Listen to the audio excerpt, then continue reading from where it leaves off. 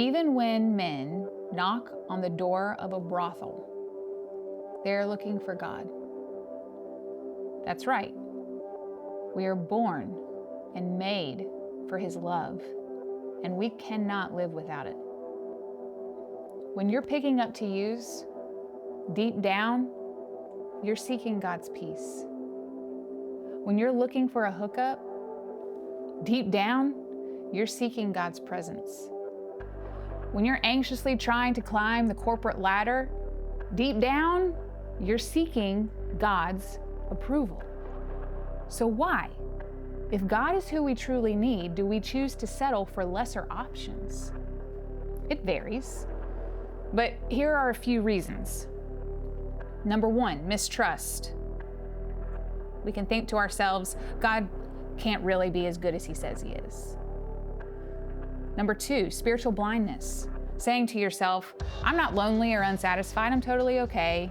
No wrestle with sin, basically a good person, okay with there being no God, I feel pretty good in life. Spiritual blindness. And then there's rebellion, which is often just a resistance to surrendering to the reality of God and even His love. To surrender to His authority, His love, and even His acceptance. So especially whenever we're in this place of thinking that we're horrible, unloving, or nasty people, too far gone for a holy God to love, what people don't realize is that they would rather be right about themselves, being these horrible things, than to accept they are wrong and receive with humility the love and acceptance of God. So the cycle continues, seeking and searching for meaning and satisfaction in a world that is subject to decay and a life that will 100% end in death. And sometimes it takes a serious confrontation of that reality for us to turn to God. Is that you? Have you obtained a certain level of success in life and still find yourself unsatisfied? Has the bliss of recovery worn off and you still find yourself sad, depressed, and lost?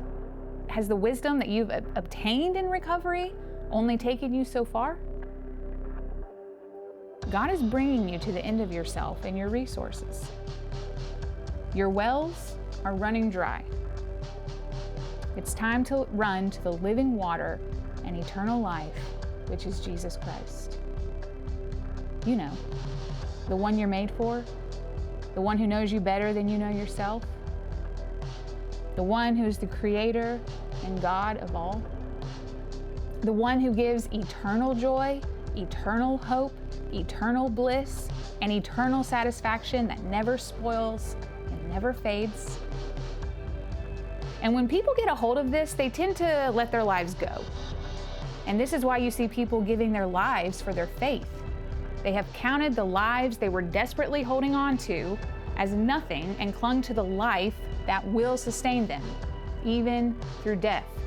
Jesus said that when you believe in Him, even though you die, you shall live. Because this life is not all there is. And when we accept the reality of our lives and who God is, every ounce of despair and meaninglessness that you've been resisting will have to be confronted, but it will not take you out, because the knowledge of Christ will hold on to you and sustain you past what you thought you could handle. So instead of resisting the meaninglessness, the despair, the fear, and all the other things that you've been resisting with drugs and alcohol and other forms of escape, run to Christ. And that looks a lot of different ways. It can be getting connected into a church, phoning a Christian friend, reading His Word, seeking counsel, confessing and getting raw with another person, prayer, crying, weeping, whatever it takes, just run to Him. He's real, He's alive. Christ is who you are seeking. You are truly satisfied when you have found the one who made you and who you are made for. And all these other things are going to leave you wanting, never to be satisfied. And this life is not all there is. There is a life to come. He's here, He's available, and He's calling your name. Be encouraged.